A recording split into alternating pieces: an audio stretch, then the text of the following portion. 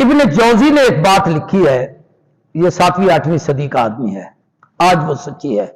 हाकिम की इजाजत के बगैर तकरीर ना किया करो।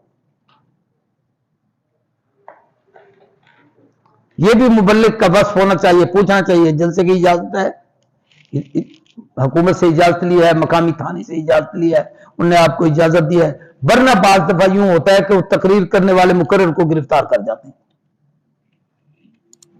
एक मरतबा मुजफ्फरगढ़ के इलाके में शाह जमाल एक इलाका है, उस इलाके में मैं तकरीर करने के लिए गया था। दौरान तकरीर पुलिस आ गई, वो ऐसे नालायक जूतों समेत मस्जिद में घुस गए और आके उन्होंने मुझे पकड़ा। मेरे साथ एक नाखान होता था, वो भी साथ था, एक दो और दोस्त भी थे, और हमें पकड़ के था, भाई आपने तकरीर जो की है इनसे इजाजत ली है, हुकूमत से इजाजत ली है। मैंने कहा जी मैंने तो नहीं लेनी थी, मैं तो रंगीला खान से आया हूं, ये तो उनकी जिम्मेदारी है ना जिनका जलसा है, नहीं आपको पूछना चाहिए था, इजाजतनामा था तो तकरीर करते, नहीं है तो आपने तकरीर क्यों की है। खैर फिर शाम के वक्त हमारे वहां एक दोस्त थे मुफ्ती मोहम्मद शफी मुजफ्फरगढ़ में, अल्लाह उनके दर्जे बुलंद करे, बहुत नेक साले आदमी थे। वो आए, उसको आके उन्होंने बड़ी गालियां दी, कहा तुम्हें पता नहीं ये हमारे आलिम कितने बड़े आलिम हैं, हम इनको अपने उस्तादों की सफ में मानते हैं, ये हमारे बुजुर्गों की अलामत हैं, और फिर आपको शर्म ना आई कि आप इनको तकरीर करते हुए वहां से स्टेज से उठा के और जनाब यहां आके तुमने थाने में बंद कर दिया। फिर उसके बाद रात को हम वहां से फारिग हुए, सारी रात सफर किया, घर आए, सुबह जुमा मैंने पढ़ाना था।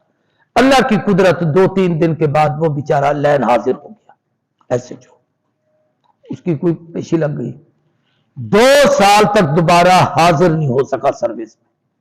फिर मुझे मुफ्ती शफी साहब ने फोन किया, यार वो आदमी बड़ा रोता है, कहते उस मौलवी से मुझे माफी दिलवा दो, तो अल्लाह के लिए मेरी मुलाजमत बहाल हो जाए, मैं बहुत परेशान हूं। तो मैंने कहा यार मैंने तो ना उसके लिए कभी बद्दुआ की है और ना उसके मुताल्लिक ये बात सोची है, मैं तो आपका एहसान समझता हूं कि आपने मुझे घर भिजवा दिया, मैंने जुमा पढ़ा दिया था। तो कहते आप उसको माफ कर दें ताकि उसका काम हो जाए। तो ये मामला अल्लाह का होता है। एक अल्लाह वाले के मुताल्लिक मशहूर है, वो बैठे थे तो ऊपर से ना एक चिड़िया ने तिनका उनके सर पे डाला, वो सर पे लग के सामने आ पड़ा। उन्होंने यूं करके देखा ना तो चिड़िया फटक के 2 टुकड़े होकर नीचे जा पड़ी। मुरीदीन बैठे थे, उन्होंने कहा हजरत क्या जुल्म किया आपने, कैसे उसको सख्त निगाही से देखा है कि वो 2 टुकड़े हो गई है।